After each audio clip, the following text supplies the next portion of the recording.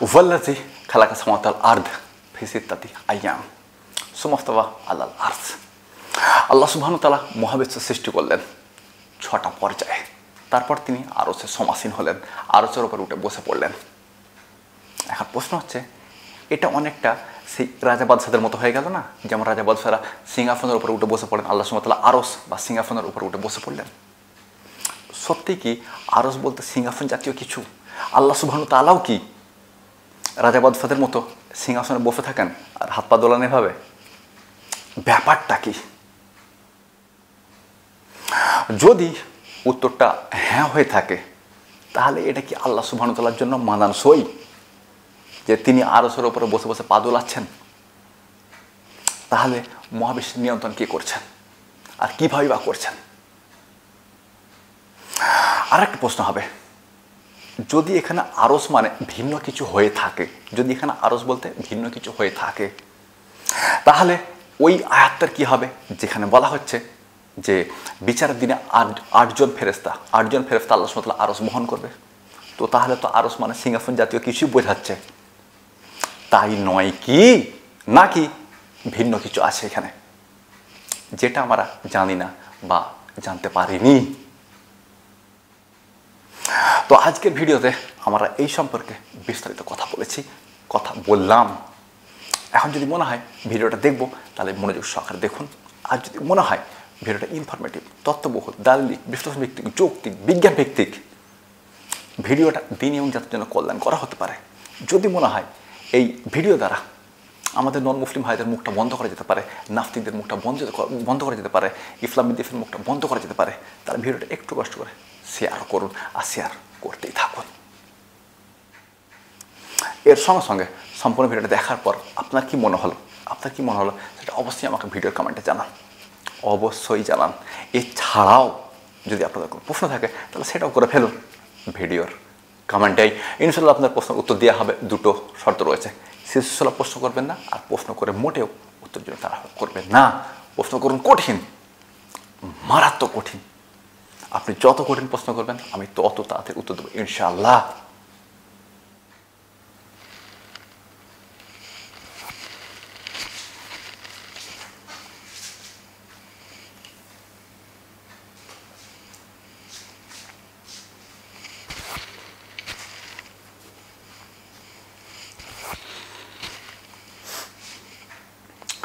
আসসালামু আলাইকুম।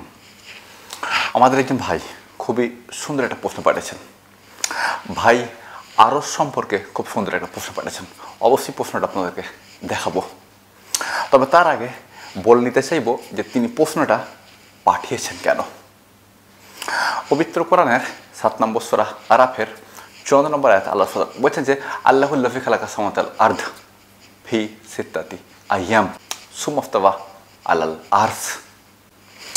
এর অর্থ আল্লাহ সুবহানাহু ওয়া তাআলা হলেন তিনি যিনি মহাবিশ্বকে সৃষ্টি করেছেন ফি সিত্তাতি আইয়াম, 6টা পর্যায়ে,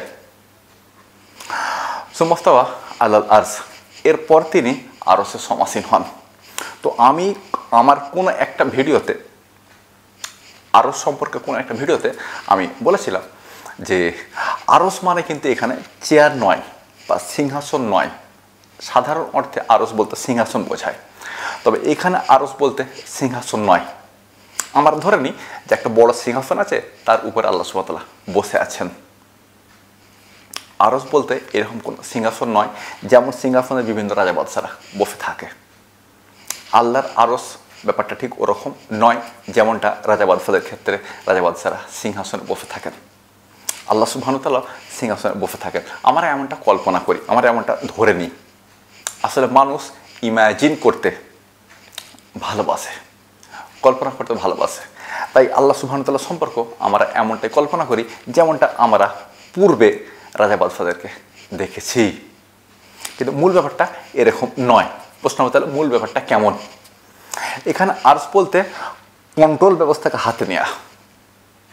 আল্লাহুল্লাযী খালাকা সামাওয়াতি ওয়াল আরদ, আল্লাহ হলেন তিনি যিনি মহাবিশ্বকে সৃষ্টি করেছেন ফি সিত্তাতি আইয়াম, 6টা পর্যায়ে, সুম্মা ইস্তাওয়া আলাল আরশ, এরপর তিনি আরশ বা নিয়ন্ত্রণ ব্যবস্থাকে হাতে নেন। মহাবিশ্ব সৃষ্টির পরই নিয়ন্ত্রণ ব্যবস্থা হাতে নিতে হবে। মহাবিশ্ব সৃষ্টির আগে তো মহাবিশ্ব নিয়ন্ত্রণের প্রশ্নই ওঠে না। তাই আগে মহাবিশ্ব সৃষ্টি হবে, তারপর মহাবিশ্বের নিয়ন্ত্রণ নিতে হবে। আল্লাহ সুবহানাহু ওয়া তাআলা মহাবিশ্ব সৃষ্টি করেন 6টা পর্যায়ে, তারপর মহাবিশ্বের নিয়ন্ত্রণ শুরু করেন। এর পরের অংশটা আল্লাহ সুবহানাহু ওয়া তাআলা বলেছেন পবিত্র কোরআনের 11 নম্বর সূরা হুদের 7 নম্বর আয়াতে, ওয়াকানা আরসাহু আলাল মা। মহাবিশ্ব সৃষ্টির সময় আল্লাহর আরশ ছিল পানির ওপর। আমরা এরকমটাই শুনে শুনে বড় হয়েছি যে আল্লাহর আরশ ছিল পানির ওপর। তো আমাদের নাস্তিক ভাইরা, আমাদের নন মুসলিম ভাইরা, আমাদের ইসলাম বিদ্বেষী ভাইরা প্রশ্ন করে থাকেন তাহলে পানিটা কার ওপর ছিল? আর এই প্রশ্নের উত্তর সাধারণত আমার কাছে থাকে না। তবে এই বিষয়ে আমি ভিডিও বানিয়েছি আমার আরশ সম্পর্কিত কোনো একটা ভিডিওর পর্বে, যেখানে আমি দেখেছি যে আরশ বলতে সিংহাসন টাইপের কোনো কিছু একটা নয় যেটা পানির ওপরে ভাসছিল। আরশ বলতে নিয়ন্ত্রণ ব্যবস্থাকে হাতে নেওয়া। যেমন আমরা বলে থাকি এই চেয়ারটা আমার দরকার আছে, এই চেয়ারটা আমার দরকার আছে। এখানে চেয়ার বলতে গেলে কোনো একটা চেয়ার নয়। বিশেষ করে আমরা এই ধরনের কথা বলে থাকি মুখ্যমন্ত্রীর চেয়ারকে উদ্দেশ্য করে অথবা প্রধানমন্ত্রীর চেয়ারকে উদ্দেশ্য করে, যে এই চেয়ারটা আমার প্রয়োজন রয়েছে। এখানে চেয়ার মানে চেয়ার নয়, চেয়ার তো বাজারে পাওয়া যায়, কিন্তু এখানে এই চেয়ারের কথা বলা হয়নি। তাহলে কোন চেয়ার? ক্ষমতা। সাধারণভাবে চেয়ার বা সিংহাসন ক্ষমতা অর্থ প্রকাশ করে। তো আল্লাহ সুবহানাহু ওয়া তাআলা আরশে সমাসীন হন মানে এই নয় যে তিনি আরশের উপর উঠে বসে পড়েন। আরশে সমাসীন মানে হচ্ছে তিনি কন্ট্রোল ব্যবস্থাকে হাতে নিয়েছেন। আর তখন আরশ ছিল পানির ওপর। এখানে পানি বলতে এখানে আরবি শব্দ হচ্ছে মা, যার সাধারণ অর্থ পানি, তবে এর অর্থ হয়ে থাকে তরল, এমন জিনিস যা কঠিন নয়। আমরা জানি মহাবিশ্ব সৃষ্টির সময় কোয়ার্ক এবং গ্লুয়েন প্লাজমা অবস্থায় ছিল।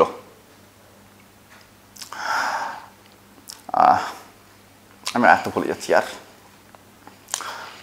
তো তখন কোয়ার্ক এবং গ্লুয়েন তখন কোন অবস্থায় ছিল না, ছিল প্লাজমা অবস্থায়। সেই অবস্থাটা কি আল্লাহ সুবহানাহু ওয়া তাআলা বর্ণনা করেছেন 11 নম্বর সূরা হুদের 7 নম্বর আয়াতে। আল্লাহুল্লাযী খালাকাস সামাওয়াতি ওয়াল আরদ অথবা হুয়াল্লাযী খালাকাস সামাওয়াতি ওয়াল আরদ ফি সিত্তাতি আইয়াম ওয়া কানা আরশুহু আলাল মা। তখন আল্লাহর আরশ ছিল ওই তরল কেন্দ্রিক। আল্লাহ পুরো ক্ষমতাটা লাগিয়েছিলেন ওই কোয়ার্ক এবং গ্লুয়েনের ওপর, যাতে তাকে কোনায় সেভ দেওয়া যায়। আপনি বুঝতে পারছেন? তো ভাই এই হচ্ছে মোটামুটি পূর্ব ঘটনা, এটা হচ্ছে ব্রিফিং। এবার আমার ভাই যে প্রশ্নটা করেছেন সেই প্রশ্নটা আপনারা বুঝতে পারবেন। আমি যদি শুরুতে আপনাকে প্রশ্নটা দেখে দিতাম, আপনি প্রশ্নটা শুনে বুঝতে পারতেন না যে প্রশ্নটা এলো কেন। তো আমার এই 2 ভিডিওর প্রেক্ষিতে এই ভাই প্রশ্ন করেছেন। তো প্রশ্নটা কি? তার প্রশ্ন হচ্ছে, আপনি বলেছেন আরশ হলো কন্ট্রোলের স্থান, আরশ মানে সিংহাসন নয়, কিন্তু পবিত্র কোরআনে বলা হয়েছে বিচারের দিনে 8 জন ফেরেশতা আল্লাহ সুবহানাহু ওয়া তাআলার আরশ বহন করে হাসরের ময়দানে নিয়ে আসবেন। তো এখন এই বিষয়টা আমাদেরকে বুঝে বলুন, আমি কনফিউজ হয়ে গেছি। আসলে ভাই কনফিউজ হওয়ার কিছু নেই। আমাদের সমাজে যে অনুবাদগুলো রয়েছে এগুলো গাঁজাখুরি অনুবাদ। তবে আপনি যে আয়াতের কথা বলছেন আয়াতটা আমি জানি, এটা 69 নম্বর সূরা হাক্কা আয়াত নম্বর 17। আমি ওই আয়াতটাকে আপনাকে পুরোটা বুঝিয়ে বলবো, তবে তার আগে একটু ব্রিফিং দিতে হবে। ব্রিফিং বলতে গেলে আমরা আলোচনা করেই নিয়েছি আল্লাহ সুবহানাহু ওয়া তাআলা 6টা পর্যায়ে মহাবিশ্ব সৃষ্টি করেছেন। সৃষ্টির পর নিয়ন্ত্রণ করতে শুরু করেন, যেটাকে আরশে সমাসীন হওয়া বলে, কন্ট্রোল ব্যবস্থাকে হাতে নেওয়া। যখন সৃষ্টি করছিলেন তখন পুনঃ সৃষ্টির পূর্বে কোয়ার্ক এবং গ্লুয়েন প্লাজমা অবস্থায় ছিল, কঠিন নয় এমন অবস্থায় ছিল, যেটাকে আরবিতে মা শব্দ দ্বারা প্রকাশ করা হয়েছে। ওয়াকানা আরশুহু আলাল মা। তখন আল্লাহ সুবহানাহু ওয়া তাআলার কন্ট্রোলটা ছিল, পুরো ক্ষমতাটা ছিল ওই কোয়ার্ক এবং গ্লুয়েন কেন্দ্রিক, যাতে তাকে কোনায় সেভ দেওয়া যায়। প্রশ্ন হবে এর আগে কি ছিল? এর আগে আমাদের মহাবিশ্ব ছিল শক্তি আকারে একটা বিন্দুতে, যেটাকে বলা হয় সিঙ্গুলারিটি। আজকে যে আমরা এত বড় মহাবিশ্ব দেখতে পাচ্ছি, আজ ফিলহাল মহাবিশ্বের কথা বাদ দিই, এই যে পৃথিবীটা এত বড়, এই পৃথিবী সৌরজগতের অন্তর্ভুক্ত, সৌরজগতের বাসিন্দা। সৌরজগতে আমাদের পৃথিবীর চেয়ে কয়েক হাজার গুণ বড় গ্রহ রয়েছে। আবার সমগ্র গ্রহ, উপগ্রহ, যত অ্যাস্টেরয়েড, মিটিওরয়েড, আরও যত কিছু আছে, এই সমস্ত কিছু সৌরজগতের মানে সূর্যের 1% নয়। তো সূর্য বিরাট বড়, সূর্যের ভেতরে 13 লক্ষটা পৃথিবী ধরে যাবে, এত বড় সূর্য, এত বড় সৌরজগৎ। আমাদের সৌরজগৎ আবার গ্যালাক্সির বাসিন্দা। আমাদের গ্যালাক্সির নাম হলো Milky Way galaxy. Milky Way গ্যালাক্সিতে আমাদের সৌরজগতের মতো সৌরজগৎ রয়েছে 10,000 কোটি। কি বলছেন 10,000? না না না, 10,000 কোটি। আমাদের মিল্কি ওয়েতে নক্ষত্র রয়েছে 10,000 কোটি। আমাদের মহাবিশ্বে আমাদের মিল্কি ওয়ের চেয়েও কোটি গুণ বড় গ্যালাক্সি রয়েছে, এবং গ্যালাক্সির সংখ্যা কোটি কোটি, গোনা সম্ভব নয়। আমাদের মহাবিশ্বে এত গ্যালাক্সি রয়েছে। এখন পর্যন্ত উন্নত দূরবীন দিয়েও আমরা মহাবিশ্বের কিনারা আবিষ্কার করতে পারিনি। মানে মহাবিশ্ব কত বড় সেটা আমরা এখনো কল্পনাও করতে পারছি না। এই এত বড় মহাবিশ্বটা ছিল একটা বিন্দুতে। সমস্ত পদার্থ, শুধুমাত্র সেই পদার্থ নয় যেগুলো আমরা দেখতে পাচ্ছি, যেমন এত পদার্থ আমরা যেগুলো আমরা দেখতে পাচ্ছি, এগুলো তো আমাদের মহাবিশ্বের মাত্র 5%। কি বলছেন এগুলো 5%? জি, এগুলো মাত্র 5%। 25-30% আছে ডার্ক ম্যাটার, আর বাকিটা হলো ডার্ক এনার্জি। ডার্ক ম্যাটার এবং ডার্ক এনার্জি সম্পর্কে আমরা বিস্তারিত জানি না, তবে আমরা যত কিছু দেখতে পাচ্ছি এগুলো আমাদের মহাবিশ্বের মাত্র 5%। আর এই সমস্ত কিছু ছিল একটা বিন্দুতে। প্রশ্ন হলো বিন্দুতে ছিল কিভাবে? তো তখন আমাদের মহাবিশ্ব ছিল এনার্জি আকারে, শক্তি আকারে। তারপর বিগ ব্যাং, তারপর কোয়াগুলেন্ট প্লাজমা, তারপর কণা তৈরির খেলা, তারপর হাইড্রোজেন হেলিয়াম, তারপর ধীরে ধীরে ধীরে ধীরে গ্যালাক্সি এবং মহাবিশ্ব। তো এখন প্রশ্ন হচ্ছে এগুলো বিজ্ঞানীরা জানলেন কিভাবে? তো ঘটনাটা রয়েছে পবিত্র কোরআনে। তো কোথায় রয়েছে? এটা রয়েছে পবিত্র কোরআন 51 নম্বর সূরা জারিয়াতে 47 নম্বর আয়াতে। তো কি বলা হচ্ছে ওখানে? ওয়াসামায়া বানাইনাহা বিআইদি ওয়া ইন্না লামুসিউন। আমরা মহাবিশ্বকে সৃষ্টি করেছি শক্তি থেকে, এনার্জি থেকে। ওয়া ইন্না লামুসিউন, এবং আমরা মহাবিশ্বকে সম্প্রসারিত করছি। আমাদের মহাবিশ্ব সম্প্রসারিত হচ্ছে, একটা গ্যালাক্সি অন্য গ্যালাক্সি থেকে দূরে সরে যাচ্ছে। এই তথ্যটাই পবিত্র কোরআন 81 নম্বর সূরা 15 নম্বর আয়াতে রয়েছে। ফালা উকসিমু বিল কুন্নাস, শপথ নক্ষত্র জগতের গ্যালাক্সিদের যারা এক অপরের থেকে দূরে সরে যাচ্ছে। এই যে আমরা দেখতে পেলাম গ্যালাক্সিগুলো এক অপর থেকে দূরে সরে যাচ্ছে, এটা আবিষ্কার হয়েছে 1929 সালে। বিজ্ঞানী এডউইন হাবল এটা আবিষ্কার করেন যে একটা গ্যালাক্সি অন্য গ্যালাক্সি থেকে দূরে সরে যাচ্ছে, মানে মহাবিশ্ব বড় হচ্ছে, এক্সপ্যান্ড করছে। এই যে গ্যালাক্সিগুলো দূরে সরে যাচ্ছে, তার মানে কোন একটা সময় এরা কাছে ছিল, তার মানে আরও কাছে ছিল, আরও কাছে ছিল, আরও কাছে ছিল, আরও কাছে ছিল, একটা সময় বিন্দুতে ছিল। বিন্দুতে ছিল কীভাবে? শক্তি আকারে। পবিত্র কোরআন সেটাই বলছে, ওয়াসামায়া বানাইনাহা বিআইদি ওয়া ইন্না লামুসিউন। আমরা মহাবিশ্বকে সৃষ্টি করেছি এনার্জি থেকে, শক্তি থেকে, এবং সেটা সম্প্রসারিত হচ্ছে।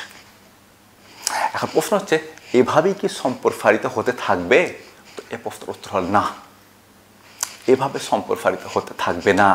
কোনো একদিন এই সম্প্রসারণ বন্ধ হবে এবং সংকোচন শুরু হবে।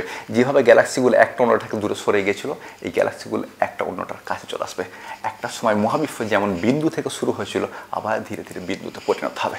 এই বিন্দুতে পরিণত হওয়ার ঘটনাটাকে বলা হয় সংকোচন। আবার যখন বিন্দুতে পরিণত হবে, এটাকে বলা হয় বিগ ক্রাঞ্চ। বিগ ব্যাং, মহাবিস্ফোরণ, সম্প্রসারণ, আবার হবে বিগ ক্রাঞ্চ। তো যাই হোক, যেটা বলছিলাম, তো মহাবিশ্ব একদিন সংকোচন হতে শুরু হবে, সম্প্রসারণ থেমে যাবে, সংকোচন হতে শুরু হবে। পবিত্র কোরআনে এটা উল্লেখ রয়েছে। প্রশ্ন এটা আছে কোথায়? এটা অনেক জায়গায় রয়েছে। ফিলহাল আমি আপনাকে দুটো আয়াত দেখাবো। তো কোন দুটো আয়াত দেখাবেন? সর্বপ্রথম আপনার কাছে হবে 21 নম্বর সূরা আম্বিয়ার 104 নম্বর আয়াতে। ইয়ামা নাতিস সামাইয়া কাতিয়াসিজিলিল কুতুব। সেদিন আমরা মহাবিশ্বকে গুটিয়ে ফেলবো। আমরা মহাবিশ্বকে সংকুচিত করব, যেভাবে গুটিয়ে ফেলা হয় লিখিত কোনো কাগজ। যেভাবে কোনো কাগজকে গুটিয়ে ফেলা হয়, মহাবিশ্বকে আমরা এইভাবে গুটিয়ে ফেলবো। মানে মহাবিশ্ব সংকুচিত হতে শুরু হবে। সংকুচিত হতে শুরু হবে, সমস্ত গ্যালাক্সিগুলো একটা অন্যটার কাছে চলে আসবে, এবং সমস্ত গ্যালাক্সিগুলো সব মিলে যাবে। মিলে গিয়ে একটা বড় পিণ্ড তৈরি করবে। এই সম্পর্কে পবিত্র কোরআনের কথা বলা হয়েছে। এটা রয়েছে 69 নম্বর সূরা হাক্কার 14 নম্বর আয়াতে, ওয়ান সাক্কাতে সামাই ভাইয়া ইয়ামাইজি ওয়াহিয়া। সেদিন আমরা মহাবিশ্বকে গুটিয়ে ফেলবো, সংকুচিত করে ফেলবো বন্ধন বলে সাহায্য, গ্র্যাভিটেশনাল ফোর্সের সাহায্যে। আমাদের মহাবিশ্বের কেন্দ্রে রয়েছে ক্রিটিক্যাল মাস, যার প্রভাবে একদিন মহাবিশ্ব সংকুচিত হবে এবং একটা বড় পিণ্ডতে পরিণত হবে। এই পিণ্ডতেই পুনরুত্থান হবে। আমরা মিল্কি ওয়ে গ্যালাক্সির বাসিন্দা, আরও অন্যান্য গ্যালাক্সি তো আমাদের মতো প্রাণ রয়েছে। সমস্ত গ্যালাক্সিগুলো একত্রিত হবে, আল্লাহ সুবহানাহু ওয়া তাআলা এভাবেই সবাইকে একত্রিত করবেন। পবিত্র কোরআনে বারবার আল্লাহ সুবহানাহু ওয়া তাআলা বলেছেন যে আমরা তোমাদেরকে একত্রিত করব। কীভাবে একত্রিত করবেন? কারণ সমস্ত গ্যালাক্সিগুলো একটা অন্যটার কাছে চলেছে, মিফে যাবে, একটা মার্জ হয়ে যাবে, এভাবে একটা বড় পিণ্ড তৈরি হবে, ওই পিণ্ডের ওপরই হয় পুনরুত্থান। এই সম্পর্কে পবিত্র কোরআন কথা বলে যে পবিত্র কোরআনের 84 নম্বর সূরা আয়াত নম্বর 1 থেকে 5। প্রশ্ন হবে, আমরা যে অনুবাদ করি ওখানে তো এইভাবে দেখতে পাই না, ওখানে পাবেনও না, কারণ ওগুলো গাঁজাখড়ি অনুবাদ। তো প্রশ্ন হচ্ছে পাবো কোথায়? এর জন্য হফেন করার অনুবাদ পড়তে হবে। তো আপনার অনুবাদ পাবো কোথায়? ফিলহাল তো বাজারে পাবেন না, তবে অনলাইনে অ্যাভেলেবেল এবং ফ্রিও। আমাদের ওয়েবসাইটে চলে আসুন, গুগলে যান, গিয়ে লিখুন www.quranicuniverse.com। একটা এই ধরনের ইন্টারফেস পাবেন, ক্লিক করবেন, ক্লিক করার পরে দেখবেন একটা এই ধরনের ইন্টারফেস রয়েছে, অর্থাৎ সার্চ করার একটা অপশান পাবেন। অপশানে গিয়ে যে সূরাটা পড়তে চান সেই সূরাটার নাম আরবি অথবা বাংলা দিন, ইংরেজি অথবা বাংলা দিন, অথবা ওই সূরাটার নাম্বার বাংলা অথবা ইংরেজি দিন, তাহলে সূরাটা আপনার সামনে চলে আসবে। খুলে পড়ে নেন আর জাস্ট অবাক হয়ে যাবেন, জাস্ট অবাক হবেন। এই অনুবাদ পড়বেন আর জাস্ট অবাক হবেন। শুধু এটা অনুবাদ নয়, তার সঙ্গে সঙ্গে এটা তাফসিরও, তবে এটা স্মার্ট তাফসির, পৃথিবীর সবচেয়ে ছোট তাফসির। লোকেরা দাবি করে যে আমি 200 খণ্ডের তফসির লিখছি, কেউ কেউ বলছে আমি 250 খণ্ডের তফসির লিখছি। আমার তফসির 1 খণ্ডের তফসির, পৃথিবীর সবচেয়ে ছোট তফসির। তবে এর তথ্যগুলোকে যদি লিখে ফেলা যায়, এটা পৃথিবীর সবচেয়ে বড় তফসির। 250 খণ্ড নয়, 1000 খণ্ডেও ধরবে না। তবে এটা স্মার্ট তফসির, খুব ছোট আকারে, ছোট কিন্তু স্মার্ট। যাই হোক, আমাদের ওয়েবসাইটে যান, গিয়ে পড়ুন, অবাক হতে থাকবেন। পবিত্র কোরআনের প্রেমে পড়ে যাবেন, আর তার সঙ্গে সঙ্গে হফেজ কোরআনের প্রেমে পড়ে যাবেন যে সারা কি জিনিয়াস লোকের ভাই। যাই হোক, এখন যেখানে ছিলাম পুনরুত্থানে। তো আল্লাহ সুবহানাহু ওয়া তাআলা 69 নম্বর সূরা হাক্কার 17 নম্বর আয়াতে বলছেন যে তিনি বন্ধন বলের সাহায্যে, গ্র্যাভিটেশনাল ফোর্সের সাহায্যে মহাবিশ্বকে একত্রিত করে ফেলবেন, সংকুচিত করে ফেলবেন। তারপর 17 নম্বর আয়াত আল্লাহ সুবহানাহু ওয়া তাআলা বলছেন, যে ওয়াল মালাকু আলা আযাইহা। ওই যে পিণ্ডটা হবে, ওই পিণ্ডের চারিদিকে, পিণ্ডটা আমি হাতে করে দেখাচ্ছি, তার মানে এতটুকু নয়, অনেক বড় পিণ্ড হবে। তারপর ধীরে ধীরে সংকুচিত হবে, একটা বিন্দুতে পরিণত হয়ে যাবে, যেটাকে সিঙ্গুলারিটি বলা হচ্ছে, বিগ ক্রাঞ্চ। তো বিন্দুতে পরিণত হওয়ার আগে ওটা অনেক বড় পিণ্ড হবে, যখন সমস্ত গ্যালাক্সিগুলো সব এসে একসঙ্গে মিশে যাবে, অনেক বড় পিণ্ড হবে। ওই পিণ্ডের উপরই পুনরুত্থান হবে। এই সম্পর্কে আয়াত রয়েছে 84 নম্বর সূরা আয়াত নম্বর 1 থেকে 5। যান, গিয়ে পড়ে আসুন। তো যাই হোক, ওই পিণ্ডের চারিদিকে ফেরেশতারা সব দাঁড়িয়ে থাকবে। আয়াত নম্বর 17, 69 নম্বর সূরা আয়াত নম্বর 17। তারপর আল্লাহ সুবহানাহু ওয়া তাআলা বলছেন যে ওয়া ইয়াহমালু আসরাব্বিকা ফাকুম ইয়ামাজিন সামানিয়া। 8 জন ফেরেশতা তাদের প্রভুর, তাদের রবের আরশ বহন করবে। এটা প্রচলিত অনুবাদে ভুল রয়েছে। আরবি শব্দ ইয়াহমাল, এর মূল শব্দ হচ্ছে হামাল। একাধিক অর্থ হয়, তার মধ্যে প্রচলিত অর্থ হলো বহন করা, আর সেই অর্থেই অনুবাদ করে দেওয়া হয় প্রচলিত অনুবাদগুলোতে। তবে এর আরও অন্যান্য অর্থ হয়, যেমন জন্ম দেয়া, যেমন তৈরি করা, যেমন ধরে নেওয়া। একাধিক অর্থ হয়, কিন্তু আমাদের প্রচলিত অনুবাদগুলোতে বহন করা অর্থ নেওয়া হয়েছে। এই জন্য অর্থ করা হয় যে সেদিন 8 জন ফেরেশতা তাদের প্রভুর, তাদের রবের আরশ বহন করবে। ওয়া ইয়াহমালু আরশা রাব্বিকা ফাওকাহুম ইয়াওমাইজিন সামানিয়া। সেদিন 8 জন ফেরেশতা তাদের রবের আরশ বহন করবে। সঠিক অর্থ হবে সেদিন 8 জন ফেরেশতা তাদের রবের আরশ তৈরি করবে। ওই যে আরশটা তৈরি করবে সেটা সিংহাসনের মতো, এবং সেখানে আল্লাহ সুবহানাহু ওয়া তাআলা নিজেকে প্রকাশ করবেন, এবং আমার আল্লাহ সুবহানাহু ওয়া তাআলাকে দেখতেও পাবো। আমরা বলতে যারা মুমিন, যারা মুসলিম, হারামখোরগুলো আল্লাহ সুবহানাহু ওয়া তাআলাকে দেখতে পাবেন না, এবং এটা তাদের জন্য একটা শাস্তি, আর এটা আমাদের জন্য একটা পুরস্কার। তো যাই হোক, আমার মনে হয় আপনি আপনার প্রশ্নের উত্তর পেয়ে গেছেন, শুধু একটা প্রশ্নের উত্তর এখানে দিলেই হবে। সেটা হচ্ছে জান্নাত কোথায় আছে আর জাহান্নামটাই বা কোথায়। তো এই সম্পর্কে যদি আপনি আমার অনুবাদ পড়েন এবং সেখানে যদি আপনি সূরা মারিয়াম পড়েন, তো সেখানে উত্তরটা রয়েছে যে জাহান্নাম কোথায়, জান্নাত কোথায়। জান্নাত অন্য একটা মহাবিশ্ব, অ্যান্টি ইউনিভার্স, সেখানে বেশিরভাগ নিয়মকানুন আমাদের মহাবিশ্বের বিপরীত। তো জান্নাত হলো অ্যান্টি ইউনিভার্স আর মহাবিশ্বে একের অধিক। এই সম্পর্কে এই কদিন আগে একটা ভিডিও বানালাম যেখানে দেখালাম যে মহাবিশ্ব একের অধিক। তো যাই হোক, সেখানে মাল্টিভার্স থিওরি সম্পর্কে কথা বলেছিলাম। তো মহাবিশ্ব একের অধিক, আমাদের মহাবিশ্বের বিপরীত মহাবিশ্ব রয়েছে যেটাকে বলা হয় অ্যান্টি ইউনিভার্স। সেখানকার নিয়মকানুন আমাদের মহাবিশ্বের চাইতে অনেকটা ভিন্ন। তো জান্নাত হলো অ্যান্টি ইউনিভার্স। ওই যে বড় পিণ্ড হবে যার মধ্যে আমাদের পুনরুত্থান হবে, ওখান থেকে একটা পোল ফেলা হবে, একটা পোল তৈরি করা হবে। ওই পোলের ওপর দিয়ে আমার সবাই জান্নাতে চলে যাবে, মানে যারা মুমিন মুফলিদ তারা সবাই জান্নাতে চলে যাবে। হারামখোরগুলো ওই পিণ্ডের ওপরই রয়ে যাবে। পিণ্ডটা আরও গুটিয়ে যাবে, হবে আরও গুটিয়ে যাবে, আরও গুটিয়ে যাবে, আবার একটা বিন্দুতে পরিণত হবে, তারপর আর একটা বিগ ব্যাং। পবিত্র কোরআনে এই সম্পর্কে কথা বলা হয়েছে। এটা রয়েছে পবিত্র কোরআনের নাম্বারটা ভুলে যাচ্ছি, 21 নম্বর সূরা আম্বিয়া আয়াত নম্বর 104, যে আয়াতটা আমি আপনাকে আগে একবার তেলাওয়াত করে শোনালাম। আল্লাহ তাআলা বলছেন যে ইয়ামানাতি সামায়া কাতায়া সিজিলিল কুতুব, সেদিন আমরা মহাবিশ্বকে গুটিয়ে ফেলবো যেভাবে গুটানো হয় লিখিত কাগজ। কামা বাদা আরা আবানা খালিকি নঈদ, এরপর মহাবিশ্বকে পুনরায় সৃষ্টি করব যেভাবে প্রথমবার সৃষ্টি করেছিলাম। মানে বিগ ব্যাং 1-এর কথা বলা হচ্ছে। যেভাবে বিগ ব্যাং 1 ঘটেছিল সেভাবেই ঘটবে বিগ ব্যাং 2। আর এই বক্তব্যটা পবিত্র কোরআনের একাধিকবার রয়েছে। এটা রয়েছে পবিত্র কোরআনের 30 নম্বর সূরা রুম আয়াত নম্বর 11 এবং 27, দুই আয়াতের বক্তব্য একই। এই বক্তব্যটা রিপিট হয়েছে পবিত্র কোরআন 29 নম্বর সূরা আয়াত নম্বর 19-এ। এই বক্তব্যটা রিপিট হয়েছে পবিত্র কোরআন 85 নম্বর সূরা আয়াত নম্বর 13-তে। প্রশ্ন হবে, আমরা যেই অনুবাদ পড়ি ওখানে তো এরকম পাই না। ওখানে পাবেন না, কারণ ওই অনুবাদগুলো গাঁজাখড়ি। আর যারা ওই অনুবাদগুলো করেছে তারা মূলত গাঁজাখড়। ওদেরকে আলেম বলতে আমার ঘৃণা হয়, রাগ ধরে। ওগুলো গাঁজাখড়দের করা গাঁজাখড়ের অনুবাদ।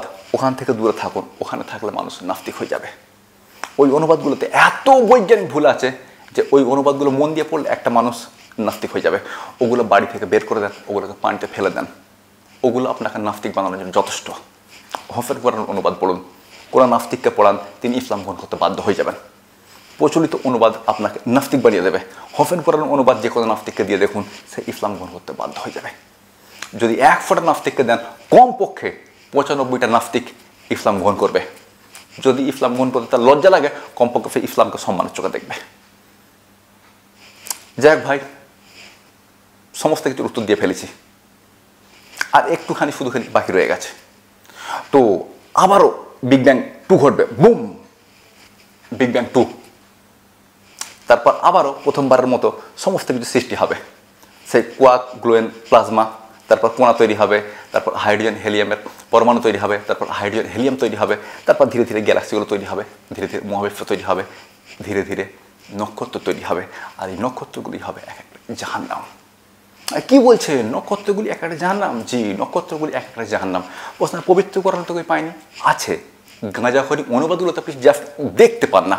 হফেন কোরআন অনুবাদ পড়ুন, সূরা মুরসালাতে চলে যান, হফেন কোরআন অনুবাদ পড়ুন, সূরা মুরসালাতে যান, এই সম্পর্কে বিস্তারিত সেখানে আলোচনা রয়েছে। প্রশ্ন, আপনি কি নিজের থেকে কিছু বানিয়ে বানিয়ে অনুবাদ করে দেন নাকি? একটুও বানাই না। ঘটনা হচ্ছে এরকম, কোনো একটা শব্দের মনে করুন 10টা অর্থ হয়। আমাদের গাঁজাখড়গুলো গাঁজাখড়ি অনুবাদটা করে ফেলেন, কিন্তু সেখানে বিজ্ঞানসম্মত অর্থ রয়েছে। আমি বিজ্ঞানসম্মত অনুবাদ ধরে নিয়েছি, বিজ্ঞানসম্মত অর্থটা গ্রহণ করি। প্রশ্ন হচ্ছে এমনটা কেন করেন? পবিত্র কোরআন এই সম্পর্কে আল্লাহ তাআলা কথা বলেছেন 36 নম্বর সূরা আয়াত নম্বর 2-এ। আল্লাহ তাআলা বলছেন ওয়াল কুরআনিল হাকিম, বিজ্ঞানময় কোরআনের শপথ। পবিত্র কোরআন বিজ্ঞানময়, তাই আমি বিজ্ঞানসম্মত অর্থটাই গ্রহণ করি। এছাড়াও আল্লাহ সুবহানাহু ওয়া তাআলা এখানে শেষ করেননি। 54 নম্বর সূরা কামার আয়াত নম্বর 5 আল্লাহ তাআলা বলছেন হিকমাতুন বালিগা, পবিত্র কোরআন বিজ্ঞানে পরিপূর্ণ। এই জন্য আমি কোনো একটা শব্দের যদি 10টা অর্থ হয়, আমি বিজ্ঞানসম্মত অর্থটাই গ্রহণ করি। যাই হোক ভাই, এবার বক্তব্য শেষ করতে হবে, একেবারে শেষে এসে পৌঁছেছি। আর আমি নিশ্চিত আপনি আপনার প্রশ্নের উত্তর পেয়ে গেছেন, তার সঙ্গে কিভাবে পুরো ঘটনাটা ঘটবে সেটাও আমি আপনাকে দেখিয়ে দিয়েছি। অর্থাৎ আনুষঙ্গিক প্রশ্নের উত্তরগুলো আমি দিয়ে দিয়েছি এবং পার্ট টু পার্ট। বুঝতে সমস্যা হয় বলে আমার তো মনে হয়নি। কোনো বোকাকেও যদি এই ভিডিওটা দেখে দেন, কোনো বোকা চোদাকেও যদি এই ভিডিওটা দেখে দেন, সেও বুঝে যাবে যে বক্তা আসলে এখানে বললেনটা কি, বলতে চাইলেনটা কি।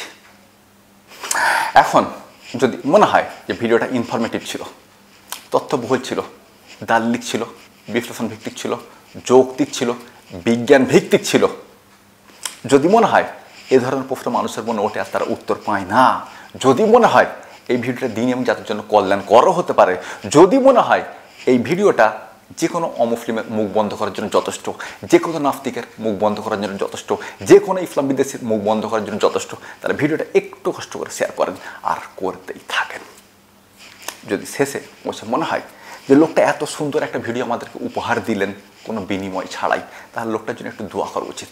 তাহলে আমার জন্য দোয়া করুন আর করতেই থাকুন। ভিডিও শেয়ার এবং আমার জন্য দোয়া করুন আর করতেই থাকুন। এই দুটো যেন চলতেই থাকে, এই দুটার একটা বন্ধ না হয়। মনে রাখবেন, আপনার একটা শেয়ার যে কোনো মানুষকে ইসলামের দিকে নিয়ে আসতে পারে। এটা মনে রেখে শেয়ার করতে থাকুন, আমার জন্য দোয়া করতে থাকুন।